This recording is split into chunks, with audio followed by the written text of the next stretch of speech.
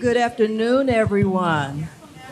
We're going to ask that you take your seats at this time, and I want to officially welcome you to one of the first events associated with Black History Month here at El Camino College. We had a wonderful event yesterday with Baba the Storyteller, and this is the second event happening on campus. I'm really excited about this event.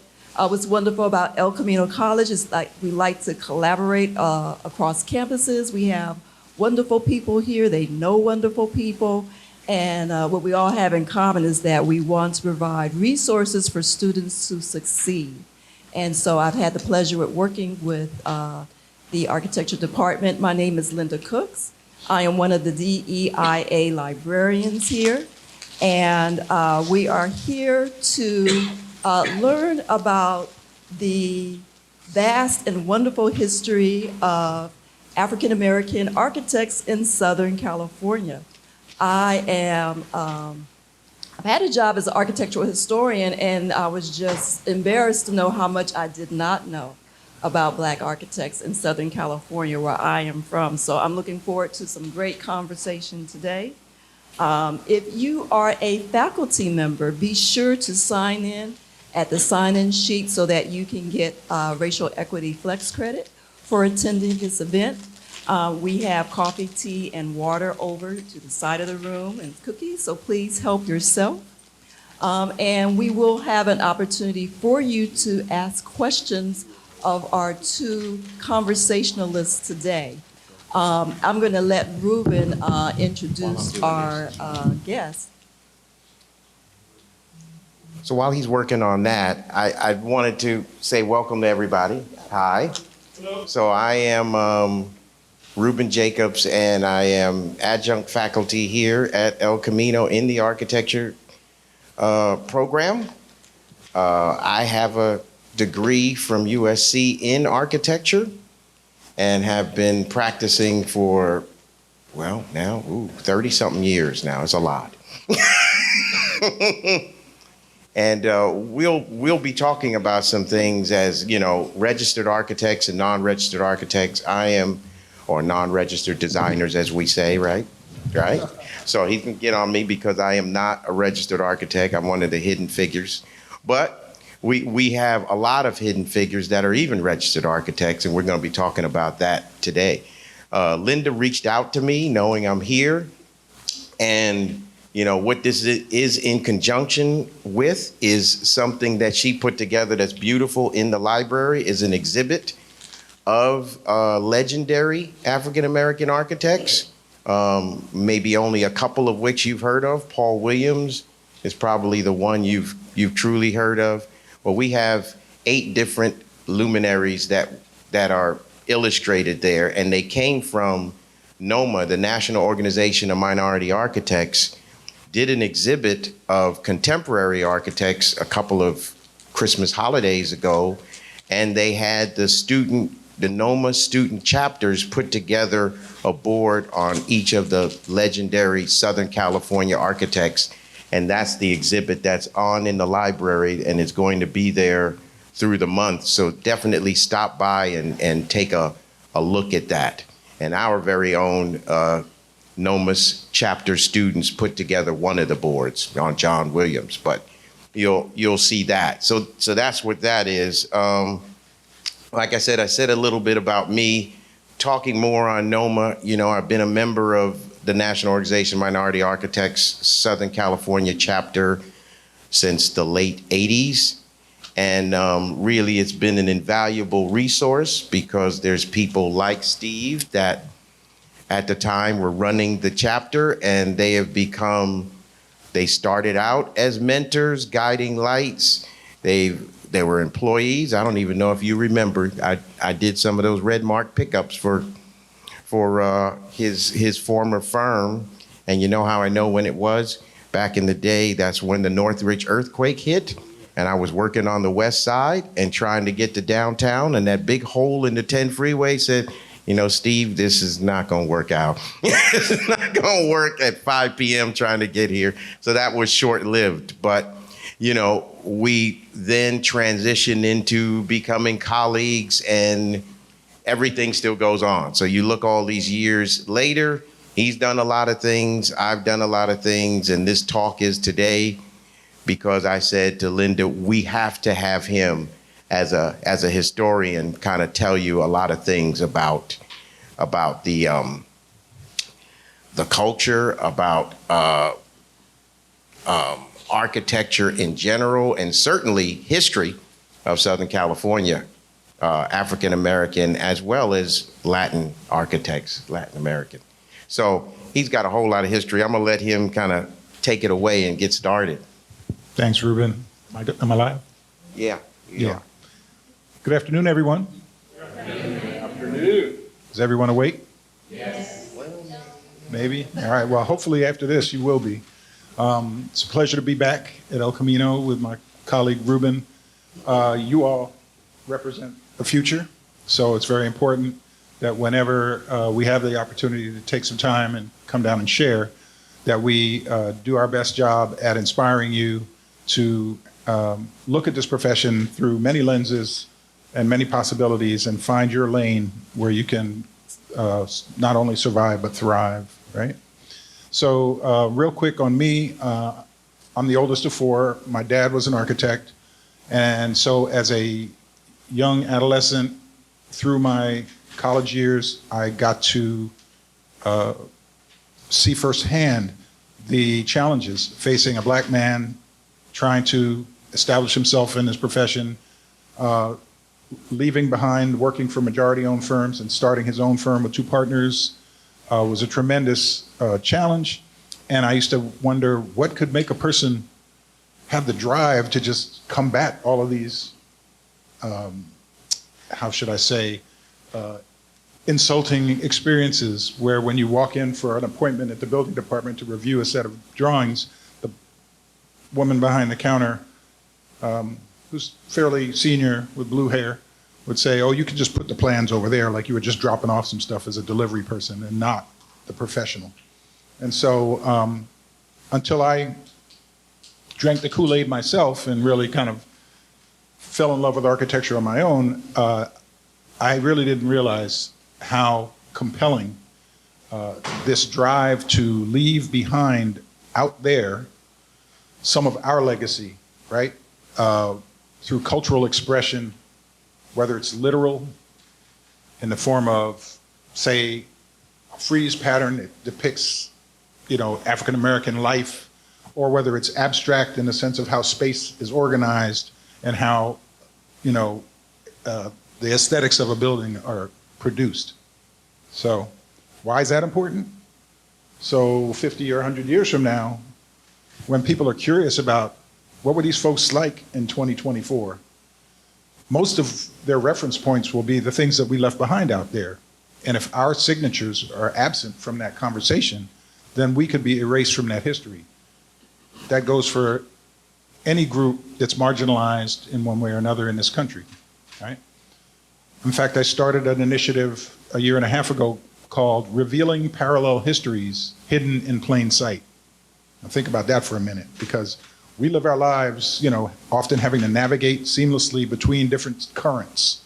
Majority culture often isn't aware of those multiple streams. They just have a majority stream, and we have to figure out how to plug into that and how to survive and hopefully how to thrive. So I have a lecture that I often give, and it may be similar to what I gave last year, which is about being a citizen architect. A lot of us get sucked into this in school with the prospect of design. We fall in love with design because we get to ideate and come up with these great, concepts and put down all of the concepts into, well, it used to be on the drawing board, now it's on the computer, and we fall in love with that process, but that is not where our strongest value is in designing the beautiful object that sits out there to be viewed in awe. It is, in fact, the ability to apply these skills and gifts that we obtain through this education and through life experience to working on behalf of those who are in greatest need.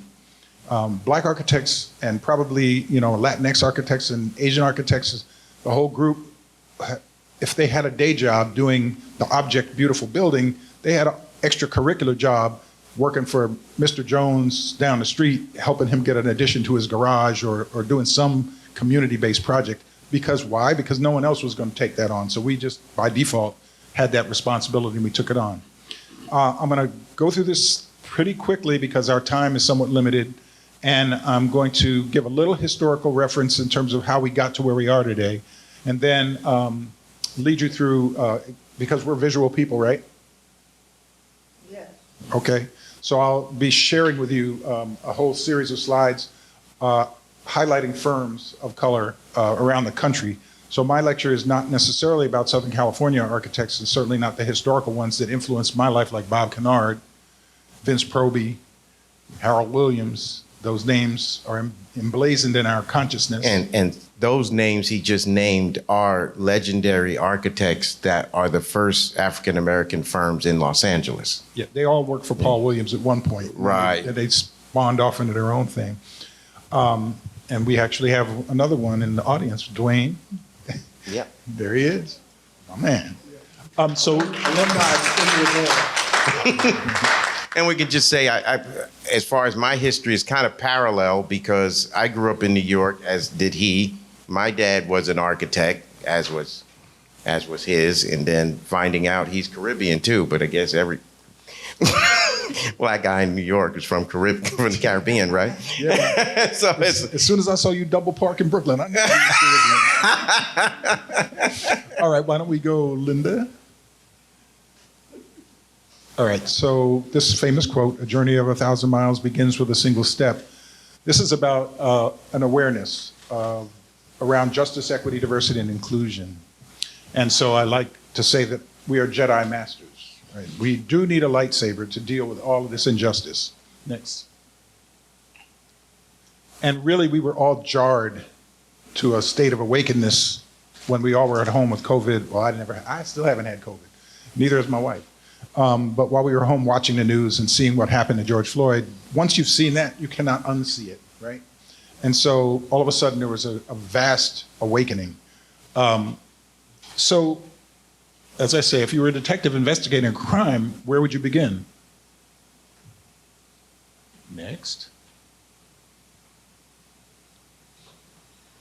So I'm not going to reread my slides. You know, PowerPoint 101, you never read what's on your slide. Don't ever do that because y'all can read it, you know. But really looking at as far back as how black folks arrived in the West, South America, the Caribbean, the Americas.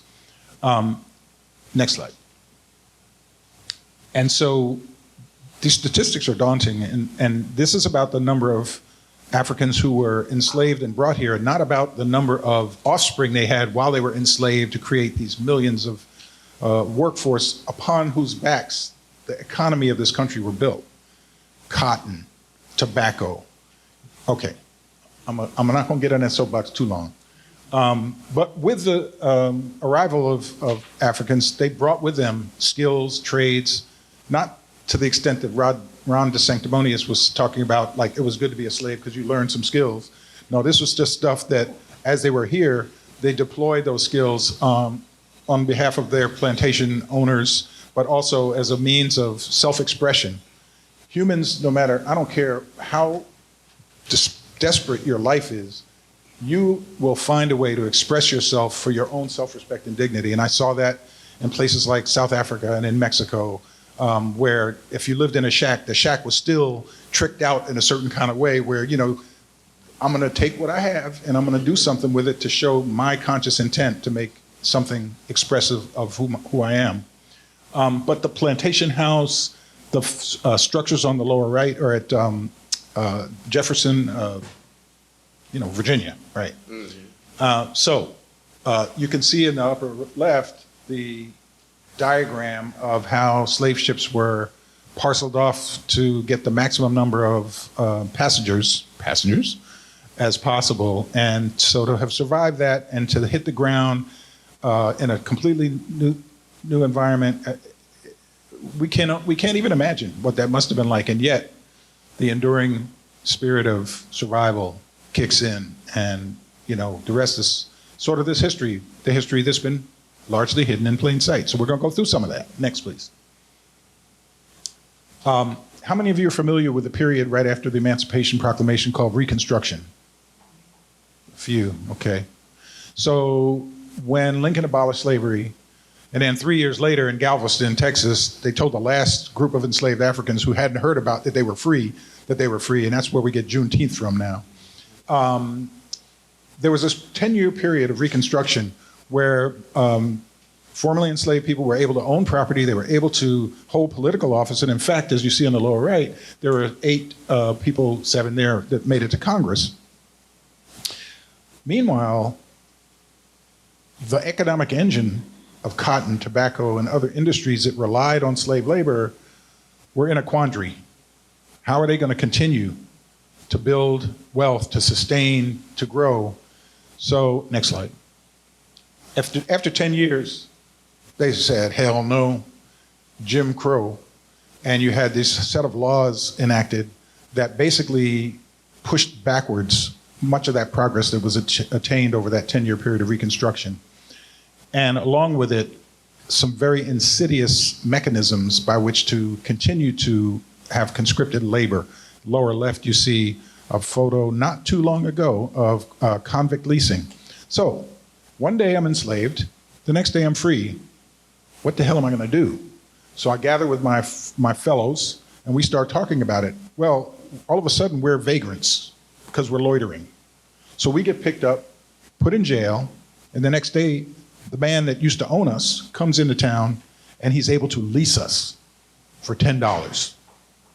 Now, all of a sudden, that owner says, well, that's a lot cheaper than having that slave on my property, having to maintain him. So I'll just lease slaves, work them literally till they drop dead, and then go back and lease some more. This was terrible.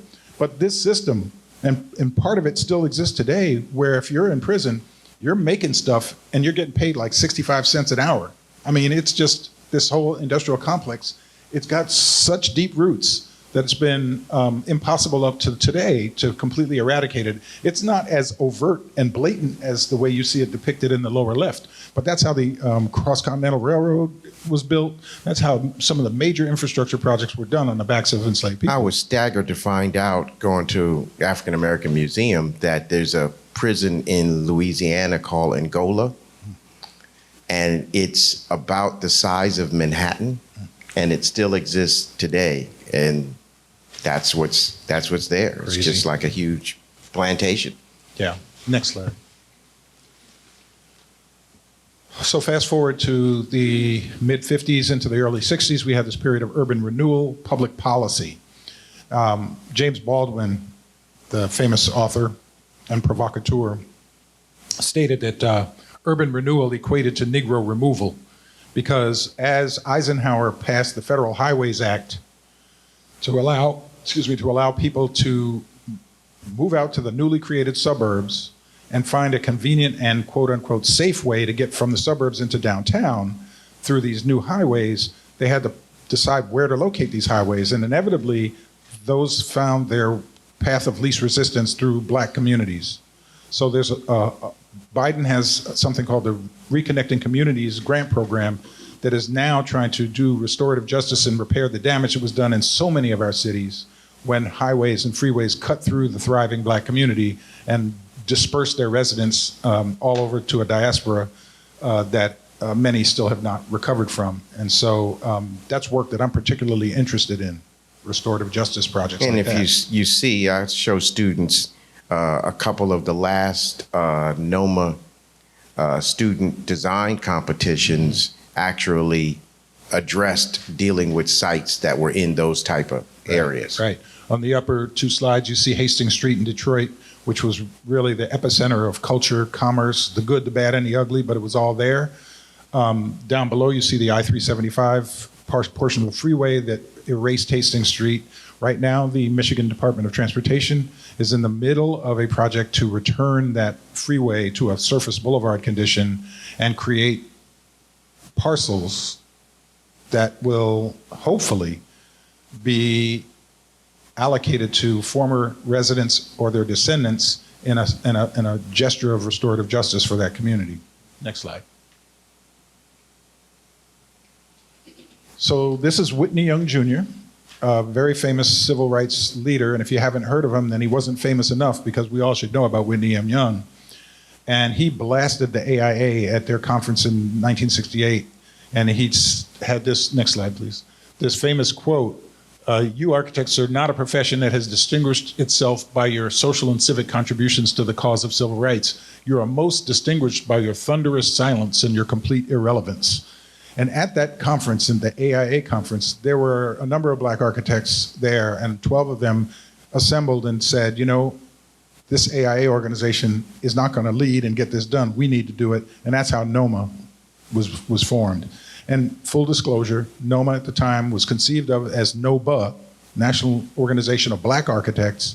But when they canvassed the fundraising landscape, they were told that you can't be exclusionary. If you call yourself minority architects, then you're eligible to get these grants and funds. So they became NOMA. Full circle, all these years later, we were at the Portland NOMA conference in October, and the statistics of NOMA's demographics came on the screen. And today, NOMA is 40% black, 14% white. You have Asian, Native American, and other comprising the balance of it. But to have come that far to a point where NOMA is really, based on its values and philosophy, attractive to many people from many backgrounds who are committing themselves to try to raise the tide of the boat that's at the lowest rung on the totem pole, which is that of black folks. If they can raise that boat, then all others will rise with it. And that's sort of the operating model for NOMA right now. Next. So the story, who will tell the story? We have to tell our story. And that's what this lecture is really about. We brought with us skill and capability, and yet we're hidden in the background. There's some really important people that are grayed out in the background of this picture, and you'll see more of their images a little in a minute. But let's go. This is really significant. Tuskegee, which is now Tuskegee University, Booker T. Washington founded it. This was about self-reliance, but more focused on labor and blue-collar work, how to build things, how to make things, carpentry, masonry, etc. So the students at Tuskegee participated in the design of the buildings on campus and their construction, right down to having a factory that they built to make the bricks that they used in building out the campus. Now, he wanted to exemplify black excellence at that time. He wanted to prove to the majority culture that we were capable of doing as good and as intellectual a work as they were. So he recruited Robert Taylor, who, next slide, who was the first black graduate of MIT's architecture program.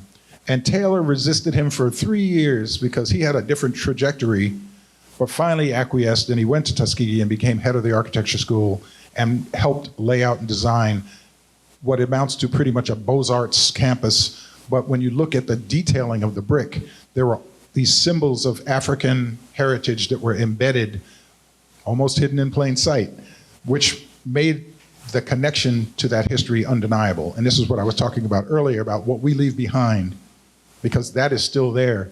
When I go to Tuskegee and I can look at those buildings, I can feel the thread of that history. Next. So here's just a few, two of whom are from here. Vertner Tandy was the first graduate of Cornell University's architecture program, and he had an esteemed career. He designed, on the left, St. Philip's Episcopal Church in Harlem, where my parents were married, and where I gave or convened a panel on its 100th anniversary several years ago, and had my parents back in the same church where they were married, which is beautiful. But on the right is the Villa Luero that was commissioned by Madam C.J. Walker, who had a cosmetic company and became the first woman millionaire in the country. She happened to be black. She was the first woman millionaire in the country. And she commissioned Vertner Tandy to do her Villa Luero, which is, I believe, in upstate New York. Incredible. In the middle, of course, we see Paul Revere Williams, and he was part of a team. We can't say that he designed the theme tower at LAX, but he was part of a team. He played a significant role in the conception of that theme tower and another one of his churches on the left. He was very much a chameleon in the sense that he could practice in multiple styles. He sort of preferred modernism, but he would go wherever he had to go stylistically to meet his clients' needs and objectives. And of course, on the bottom, near and dear to me personally, was Norma Merrick-Sklarick, who blazed so many trails and broke so many barriers before she passed. She worked at Gruen Associates, which is a large firm here in LA. During that time, she hired both of my former partners from Raw International, Steve Lott, Roland Wiley, and they kind of grew up under Norma's wing, and then that established that. Little did I know at the time that Norma was actually very close friends with my uncle and aunt, who I came and lived with when I first came to LA. So we had a full circle kind of thing. And I don't know if you know, she is from New York. Yeah, Norma's from originally, New York. Oh, yeah. and the funny thing is, my dad, being an architect way back in high school, actually met her. She was upstream of him and invited him to a party or something, and Sweet. it's like turned out to be this Nice. Norma later. Wow. It's like, you know, who Yeah, she is. Yeah. In our universes, these are huge people, you know, and if you're seeing them for the first time, then we're shedding light on that history that's been hidden. Next slide, please. I have to say that, as I started to talk about in the very beginning, that my interest came as a result of my close relationship with my father, Roger C. Lewis, who, again, was an architect. Very early, when I was 8 years old, 7 or 8, two things happened that really influenced me that I didn't even realize until much later. I connected these dots. But he was part of a small team that was hired to design the Venezuelan pavilion at the 1964-65 World's Fair in New York. And so I remember being this kid and coming downstairs one day and seeing this chipboard model on the table, and I was just like, what the heck is that? And I was just enamored with this thing. And then he would take me out to the job site when they were actually building the World's Fair. So I'd go one week and there'd be some stuff there, and I'd go back, and next week there'd be more stuff there. And then the Unisphere, the globe, they dropped down. I was like, whoa. And then as a family, when it opened, we went and paid our admission, and we got to go to the World's Fair. We went into the GM, General Motors, City of the Future Pavilion, where you get in this little cart, and it takes you along these tracks, and you go through this giant model of a future city. And around that same time, he did a house for Milt Jackson in Scarsdale, New York. And Milt Jackson was a vibraphone player in a group called the Modern Jazz Quartet, which is a globally renowned jazz quartet that Milt commissioned my dad to do this house. And I would go up there when it was under construction as a kid, and we'd be swinging from vines and, you know, off the hills and whatnot. And I'd bring my friends with me. And then the house was done, and we'd go there, and the Modern Jazz Quartet would be practicing in it, because there was a practice room he designed, and we'd be swimming in this pool and stuff. I mean, these are things that went to sleep in my consciousness for many years. And then I go into architecture school. I'm experiencing the pain of trying to, you know, get through, have a design you think is great, you present it, professor saves you for last, and then he craps all over it. You know, it's like, how am I going to do this? And then, you know, oh, this is why, you know, this memory, you know. So anyway, next. Yeah, this is my point. We are the story, right? And we do that through things like the Noma magazine, which I was proud to be editor of for many years. When our work was not being picked up by the mainstream media, the magazines we all pick up and look at, and you don't see many of our projects in there, we created our own. So we're telling our story, we're insisting on it. And in the bottom, in the center of that center photo is Marshall Purnell, who was the first black president of the American Institute of Architects. And he's flanked by Mortimer Marshall on his left and Phil Freelon on his right, both of whom have passed on. Tragically, Phil Freelon, you know, he had Lou Gehrig's disease, and he left us about four or 5 years ago. He was our most prolific designer in contemporary times. And Phil Freelon was part of the big three that did the African American Museum of History and Culture on the mall in the Smithsonian strip of. Yeah. Ironically, so you want to see a great museum. You want absolutely. I mean, ironically, when they talk about the African American Museum in DC, who designed it, the name of David Adjaye is always broadcast. on the marquee, and you never hear about J. Max Bond, who actually won them the job, or Phil Freelon, who was the backbone of the design of that project. And it just frustrates us who are Black American architects about how hard it is to get credit and to get recognition. And when you finally do get a team that's all Black that designs the African American Museum, the only one getting the credit is the African architect. So it's just duh. Anyway. And it's already, something that architects in general don't get the credit. So you see a project like SoFi Stadium, and Kroenke did it. He owns the Rams. Right. He didn't swing a hammer or do anything. You have no idea who the architect is. And that's a mainstream, majority firm. But you normally don't hear who the architect is. And just to put a point on where there is no way, you have to make a way. Like in this cover of this issue of the NOMA magazine, which I'm most proud of, I had this idea. The dual pandemic was racism after George Floyd and COVID. And so I mocked up a little thing with a woman out of a magazine and put a mask on her and sent it to my daughter. And I said, do you think you could get Imani Day to model and create this? And this woman in this image is Imani Day. My daughter actually took the photograph. So you get the resources wherever you can find them. And it became the cover of the magazine. Now, Imani is a graduate of Cornell University who's graduated quite a number of Black architects. And she's adjunct faculty there now and has her own firm that's operating between Detroit and New York. Next. So this slide and the next two are just a collage of images of faces of people who most of Reuben and I would know.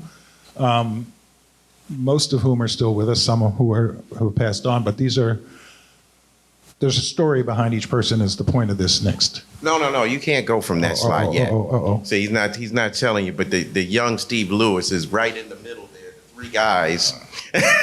Steve is the one in the middle. He's got to lower himself down to be everybody else's height. But that firm right now is ongoing. That's Raw Architecture, Raw International, that is still downtown and is right now probably the third longest African-American firm in the city, right? We formed the firm in 1984 before you all were even Cosmic Dust. And I left them in 2004 after 20 years. And this is 2024, so the two of them are now in their 40th year as a firm. Yeah, let's hear it for Raw. Full circle, I brought them in on a project recently and actually gave them the project to lead, and I'm working with Steve Lott on this Maggie Hathaway Golf Academy, which is not far from here, which is in the South LA, which caters to young and older Black residents, or anybody can go play, but it's really introduced golf to a lot of young African-American kids. And then I was there the other morning when a lot of the, say, retirees, women mostly, were showing up with their golf clubs and going hitting balls. So, and a bit of quick history is like he said, his partners were mentored by Norma Scaleric, the person you saw on that other slide, which was the second African-American woman registered architect in the country. And she was their mentor getting them through. They left the firm she worked for to start Raw. My mentor was with them as they went through that mentorship. Bunny Hayes, shout outs too. Yeah. And, just hearing that history, this is the type of history you want to hear because that's what gets passed down. If I didn't know her well, I wouldn't know all of that information. All right, we're really dragging on time, so we got to go. Just more faces. Kathy Dixon, lower to the right, she was a NOMA national president. Gabrielle, of course. Really wonderful colleagues.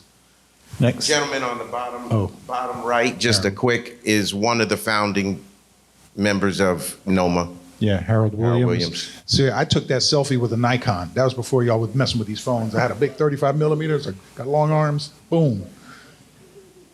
Next. Yeah, all of our peeps. There's Norma again in the upper slide in the center with Jack Travis. Jack Travis is a really amazing architect and designer out of New York City. He teaches at 3 different schools, Pratt, FIT, and Parsons. He published a book back in the 90s called African American Architects in Current Practice. It's like a coffee table book, and it's just gorgeous black and white photographs of many of the architects that are just a generation ahead of where we were. So we didn't get, we were, we wanted to be in the book, but we didn't get in the book. And the woman to the left of Steve was recently the president of... Elected as president. Elected She's as president. currently president. Oh, she's currently president of the AIA right now. Yeah, the AIA is 97,000 members, and Kimberly Dowdell, she's the first millennial president of the AIA at 40 years old. She's the first black woman, and she's the 100th president of the Institute. She, Cornell grad, she was my intern at GSA in Washington when I worked for the federal government in 2005. That's how that whole thing started. So she's been on a trajectory unlike any I've ever known. So she's current president. Next. All right, so now we're going to do a kind of a fairly quick run through. You'll look at these images, they'll register in your frontal lobe, and we'll just keep rolling through them.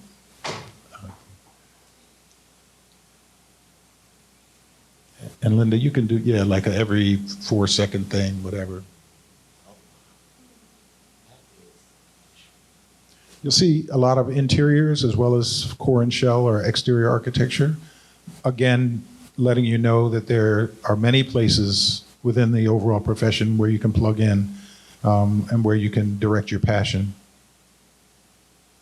Roberta, she's...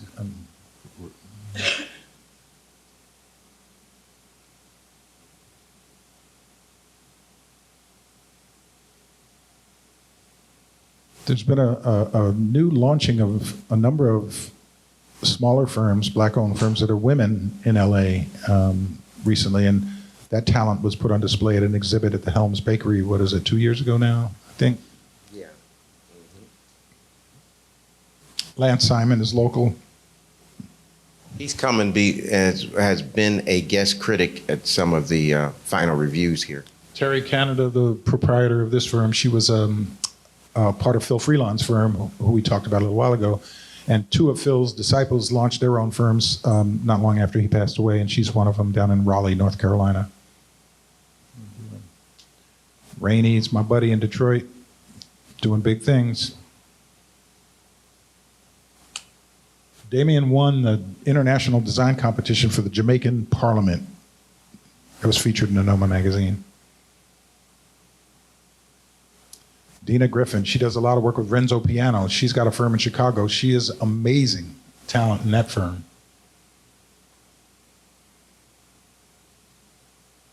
Don't know these folks yet, but Mark Gardner, New York City, working in Africa. These guys, Johnson and Lee in Chicago, long time. They're like raw. They've been around since that time, early 80s. I will say that I do a program within ZGF, my firm, every month called Lift Our Voices Equally, LOVE for change. And I have a guest, and for an hour we chop it up, and the people who join the Zoom just get to see a window into our lived experience. And the last one I had, one before last in January, was meticulous architecture, and you'll see their slide come up pretty soon. You can go. So we can jump into that? You can give me that info? For meticulous? For love. Oh, Love for Change. Yeah. Well, it's internal to ZGF. Oh, it's internal. But these three guys, they're in Indianapolis, and they're doing wonderful work. Greg Williams is local. Yes, he is. And as I say, one of the biggest pieces of advice I got from my dad early on was he said, go do some corporate interiors. And I tell my students that. These people, hold on this slide for a second. This is me in general design. My name is Jamaican brother, name is General. Him name is General. And his lady, she's the me. So they were working in Hollywood in the film industry, and they're doing some set design stuff, and neither of them have been trained as architects. And some of the stars that were in the productions that they did were like, yo, we love that set. Can you do something for me? So they built a practice that grew out of that. And that's them. That is my guy, Michael Marshall. He's doing the Reeve Center in DC on the lower right, a redo. He is amazing. He's a Yale graduate. He's endowed a scholarship at Yale for black students. And I want you to talk just briefly a little bit while slides are going on about the work you did in Detroit to get people to know some of the diverse things that architects can do with planning and the like. That's meticulous. I think what Reuben's talking about is, and I mentioned this a little bit earlier, but there's my career, I've gone back and forth between private practice and public service. Public service in the form of working for an agency. I worked for the Community Redevelopment Agency out here in 1980 for 2 years, and I worked in the federal government, Office of the Chief Architect for 4 years, 2004 to 2008. And then most recently, from 2016 to 2018, I worked for the mayor in Detroit as the urban design director for Central Detroit. So there are lots of different avenues. Susan's out here. She's in Inglewood, gifted, basically. Yeah. And Lance is going to be down here, I understand. Yeah, Lance is actually going to be here at the school in the in all the work and festivities that are happening with the exhibit. There's the Raw Boys. Now that I'm out of the picture, that picture with me in the middle of them, I had to be the glue to hold those two knuckleheads together. But now that I'm gone, they've found a way. The one on the bottom is actually he's from Pomona, right? Cal Poly Pomona? Yeah. Yeah. Mm-hmm. Yeah. Roland's from Ball State, Muncie, Indiana. Madison, they're like a third generation architecture firm, Madison & Madison out of Cleveland. Oh, wow.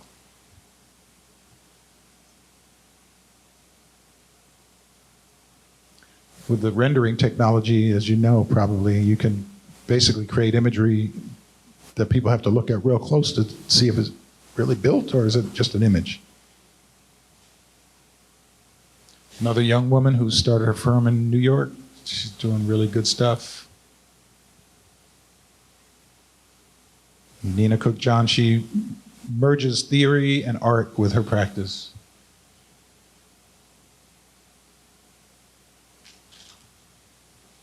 And while it's rolling, just to give you an idea of the hidden numbers, as I've said before, and we've quantified as an organization, these numbers are slightly dated, but they're still the same. There were probably about 130,000 registered architects in the country, and there were slightly under 2,000 of them African American. And of that, there were probably only about 500 or 600 that were female. So not that many. Not they that just many. hit. You're going to see the number. I have the stat in the lecture. We'll see that in a minute. Okay.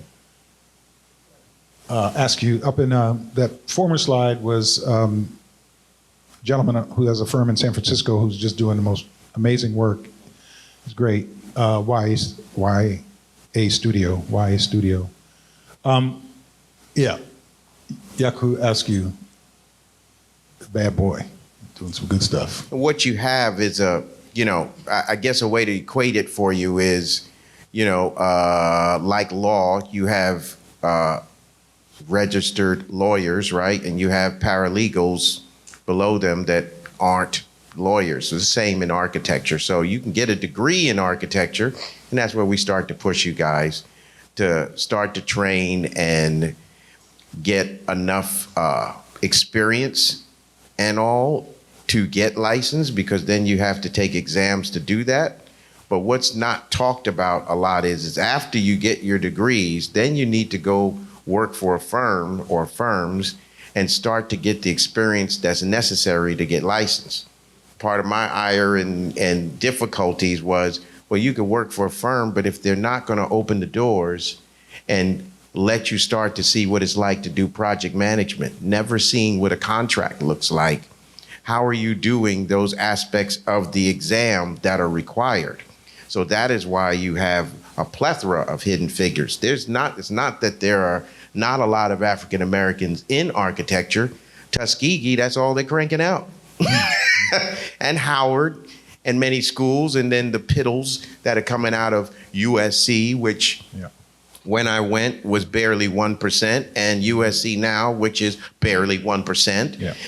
It's those numbers are there, but still the girth of the numbers coming out compared to how many are licensed is not nearly the same in correlation. So there's a lot lost in there, and that's where now maybe where DEI and all what has now become cool to start to plow into social equity and inclusion can start to help in firms, because there wasn't a lot of help. Yeah.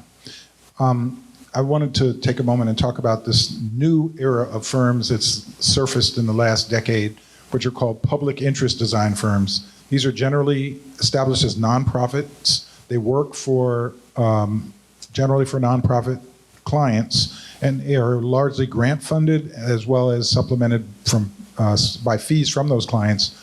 But this is probably the most successful and well-known group. Mass, started in Boston by Michael Murphy, now has over 150, I think, employees, and they are in Boston and in Rwanda in Africa. They employ a lot of the local people that in the locations that they do work.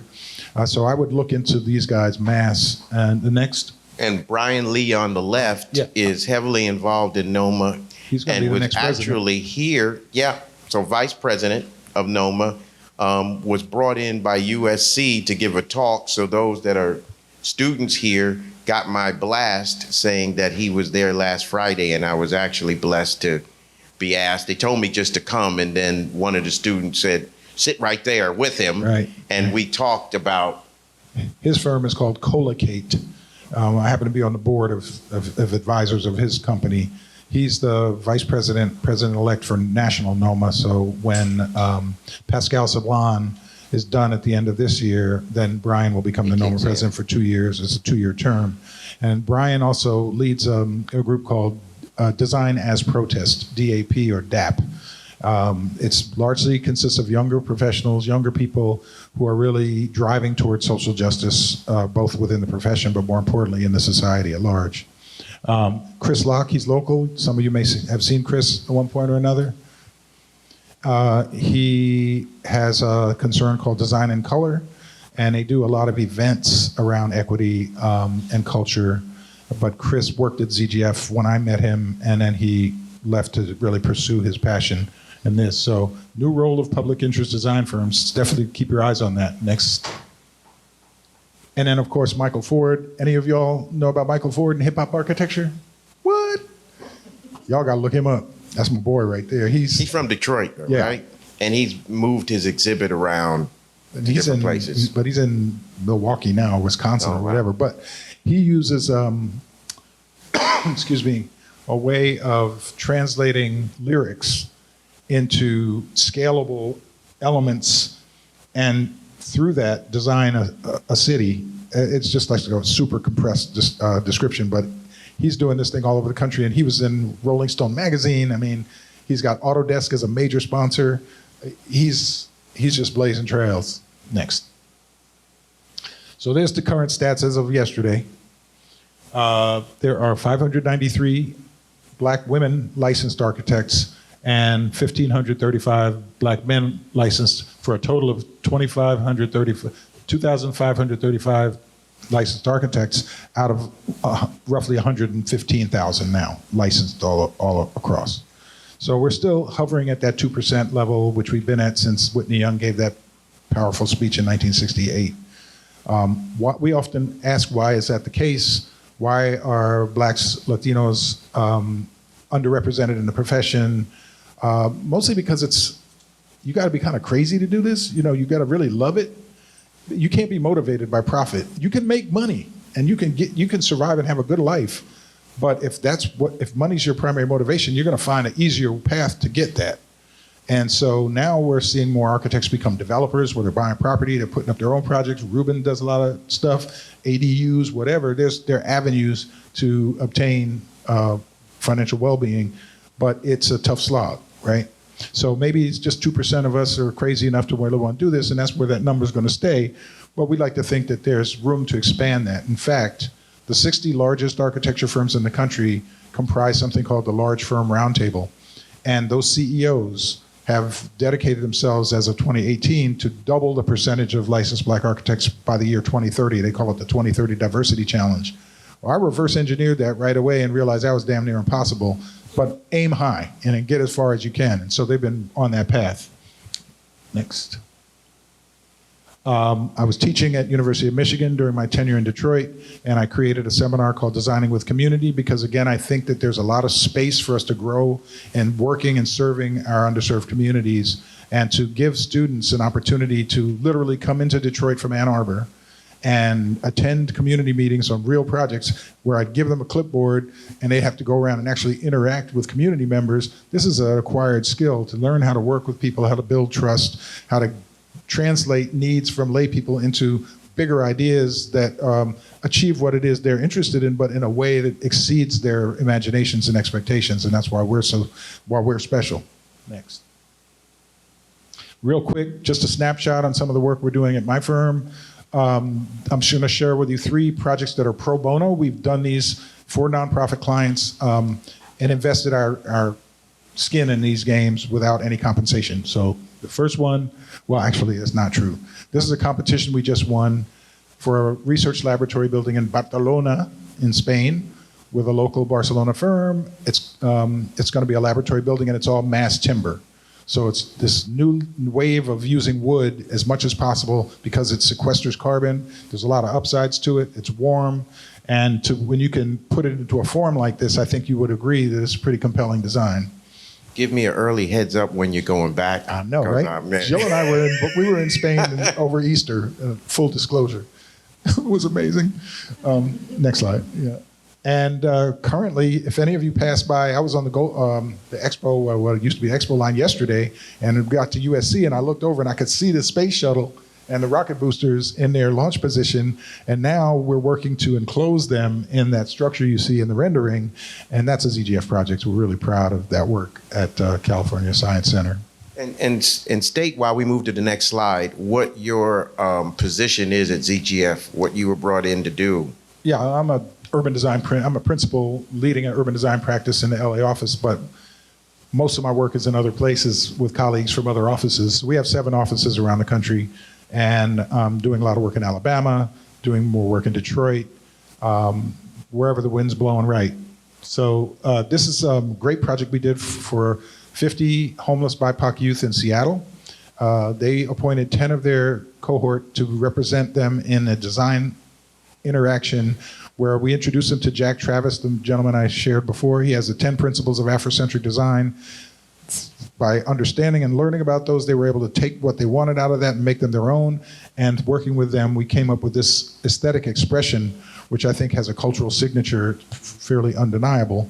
But this is part of putting these projects out into the public realm. And is this under construction or? No, this was a package done for the developer. It's a Black community development company called Africatown, and they have since used our work to acquire funding, and they're about to break ground on the first building. This was a 2-building deal, so it's going to be. Linda, how are we doing on time? Okay, we got to go. Next, and this is the Latino Network in Portland. This was a great project. We worked with that group exhaustively through a much community engagement. I was not personally involved in it, but much of our documentation of this project, when we share it, are the photographs of the teams working with young people and with community members to come up with this design. And this project is now under construction, so this is real deal. Interwoven themes. By now, you've heard enough of my yapping to know kind of where I'm coming from, so we'll go past this. And that's it. Thank you. Okay. Yeah, so let's get a couple of moments to get some Q&A with people. So if you have any questions, would you please come up, just queue up and come to the mic. We'll spend a few moments getting those, and I'll close with a couple of announcements I think you'll find of interest. Hello, my name is Juno. I'm a first year here at El Camino. Thank you for taking the time out of your day to come here. I have 2 questions. One of them is going to be, how do you help others of BIPOC ethnicity become an architect successfully amidst social injustices, but also, I guess, hindrance and opportunities? because of confirmation bias, but also racial bias? And secondly, how do you increase your operating 1% to 2% of BIPOC architects to 20% over the next 100 years? Simple questions. The first one, well, let me answer the second one. How do we increase the numbers?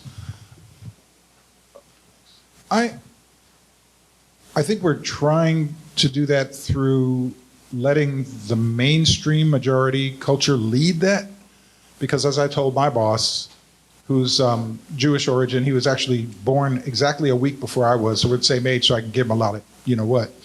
And I said to him when we were having early conversations about how to kind of improve this condition, well, white folks invented racism, and it's their work to dismantle it. Well, it's not our job to do that. And so as the Large Firm Roundtable and 60 CFOs of the 60 largest countries make commitments, those filter down into their various organizations, and you're starting to see greater opportunities. But I think what goes along with that is not trying to put we as a round peg into a square hole, which is the majority culture's paradigm of what architecture is.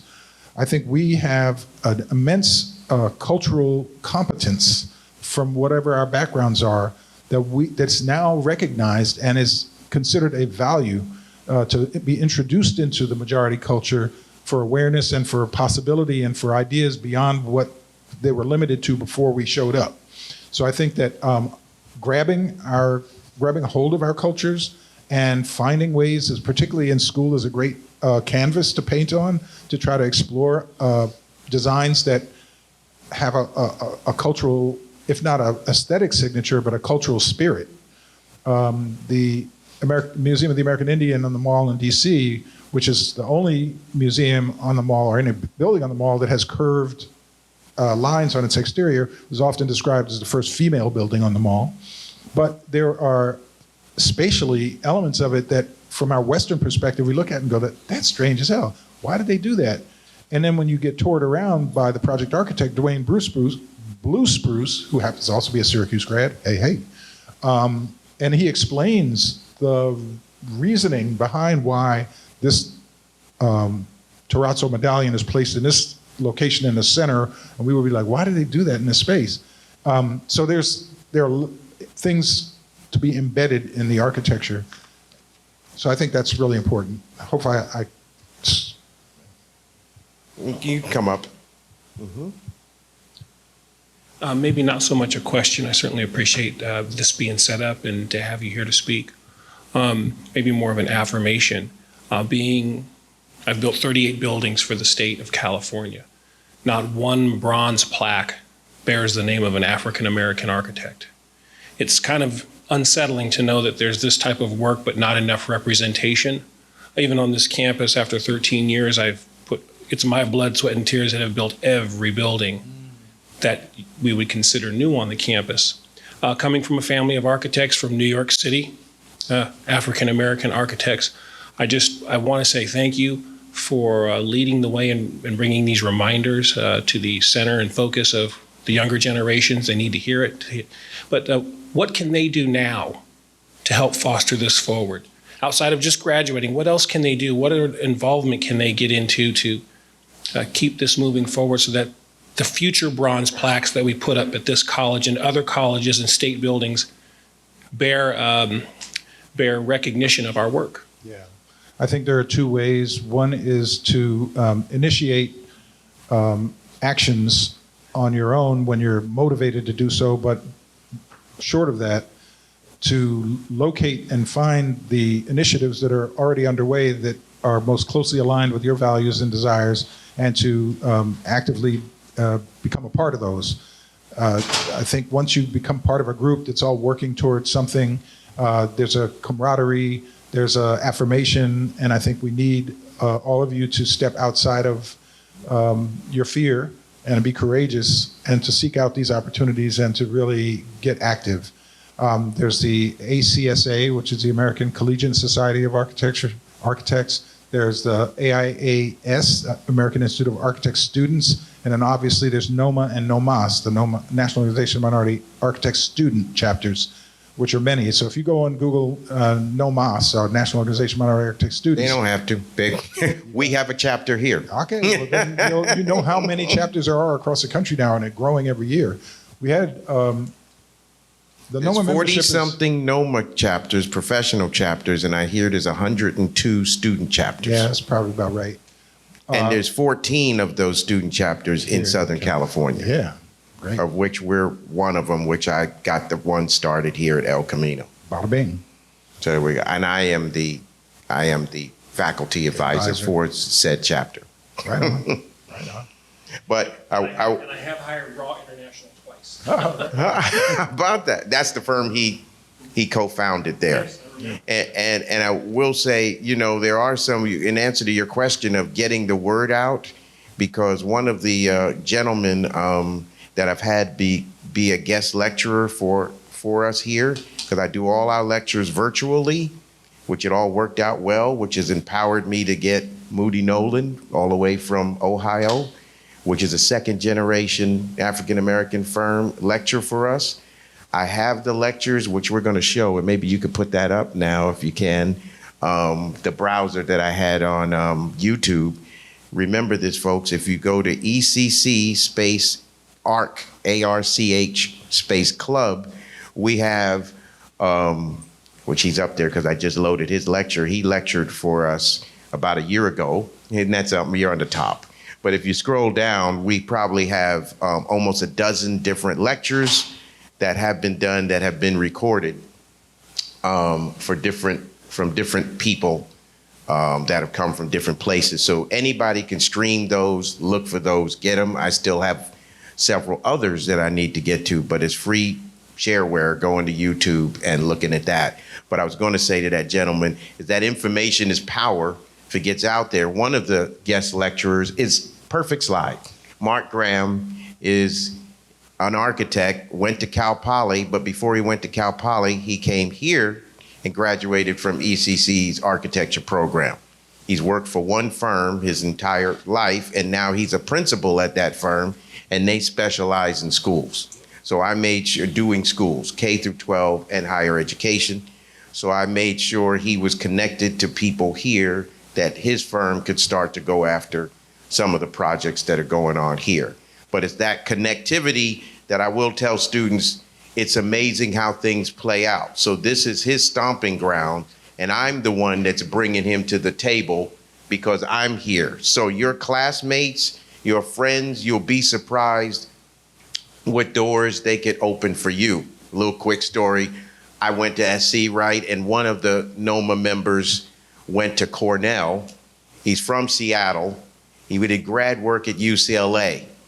Fast forward, a new dean comes into USC. I don't know him. I have no connection. Can't get him on the phone because he doesn't know me, so I ain't got no juice, right? Well, that guy was his thesis advisor at Cornell. So the friend here is saying, oh, if you need to talk to him, just tell me. I'll give you his number.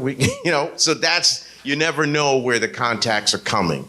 So the networks, they finger and they go. So in answer to his question, it just, the word has to get out there. And we barely could know because our parents were architects, and I had the architectural magazines coming. So from a young age, just like Ebony and Jet was coming, so was the architectural magazine, and I didn't know anything else. It's like, that's what I want to do. Love that.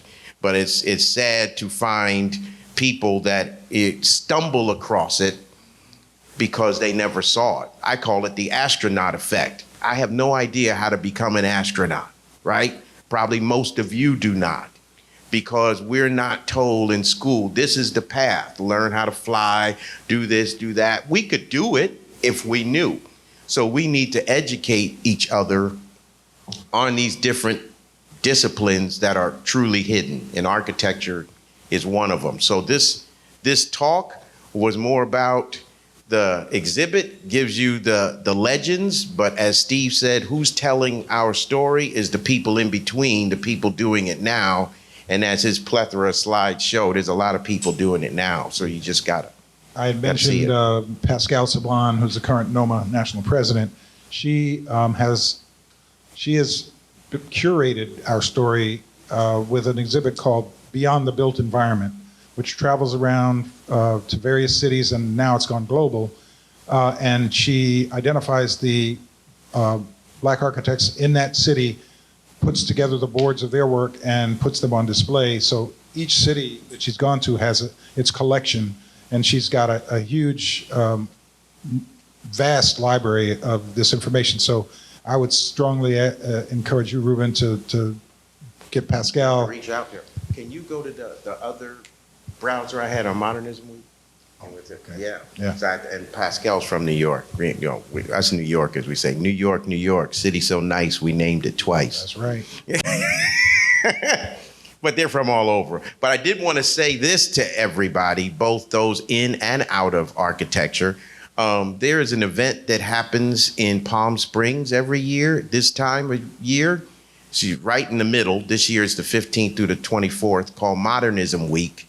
It celebrates modernist architecture, which is a big movement that, for those who are not in architecture, is a big movement that happened in the 40s and the 50s and actually came from Europe. The whole thing of which is it's funny now because it's great to get clients now that are like, I want to do a house and I want it all open. Can you get rid of that load-bearing wall? It's the load, you know, it's the open plan, right? Well, this is nothing new to us because we learned it in school.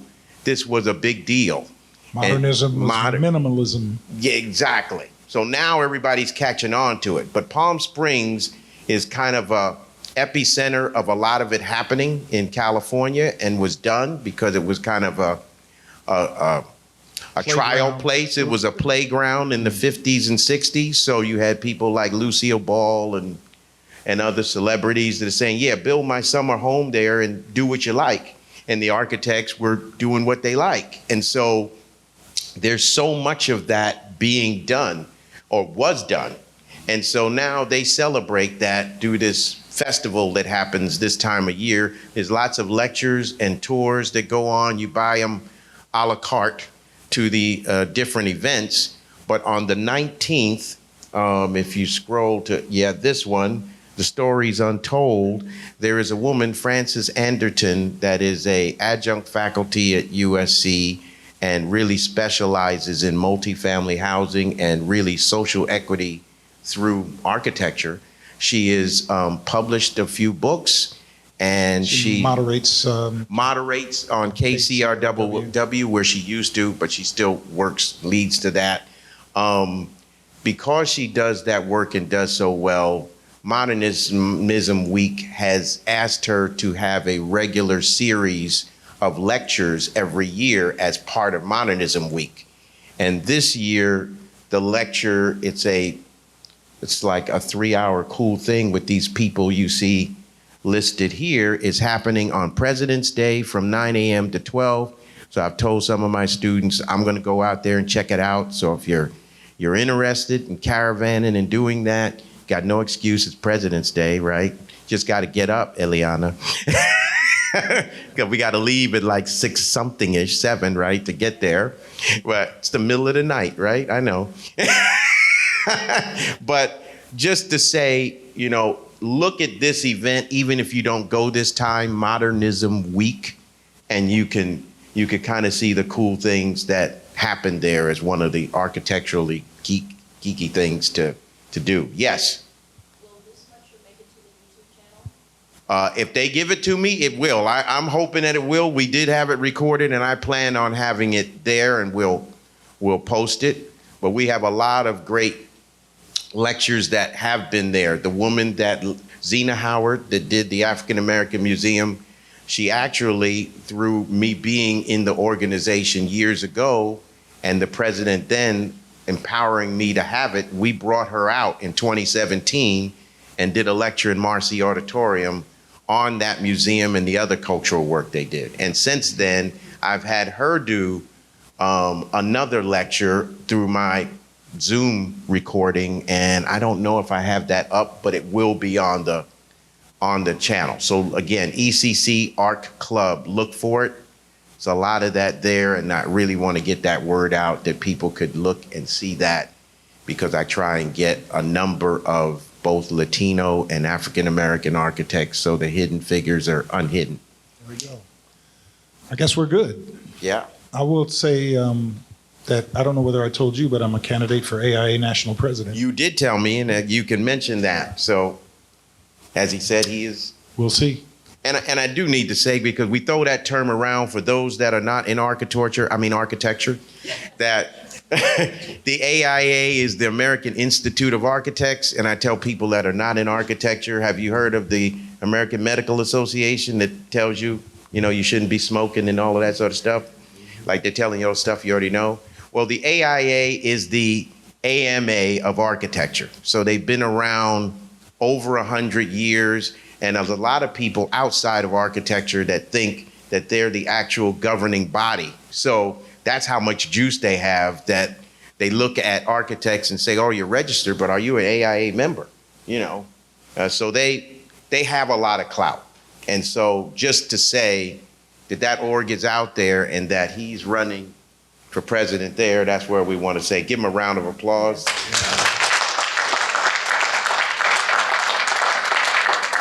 And just to tell you, Paul Williams, the historic Paul Williams, one of the legendary architects back in the 1920s, was the first African-American architect in the AIA, and Norma Scalaric might have been the first female in the 50s. So we're not talking regular ground. That's what we're trying to make things regular ground. And that's why the exhibit that Linda has, give Linda a hand, please. She doesn't want one, but she put that exhibit on herself, getting it all put up in the library, so do go by and see it. But those are the legends of the game. And I said, no, this talk can't be about the legends of the game. Half the people know who they are and can see it up there, but there's the people that are doing the work now and are visible and that are inspirations to us now. Those people are not. They let us know you could do it. But there's a disconnect in you could do it, and how the heck do I do it? And this is the connect. And I wanted him to show this is the connect, and this is here. So thank you for coming. Let's give a round of applause to both Reuben and to Mr. Lewis. This has been absolutely fantastic. We so appreciate you taking time out of your schedule to just come here and share your words of wisdom with us. We really appreciate it. Thank you so much.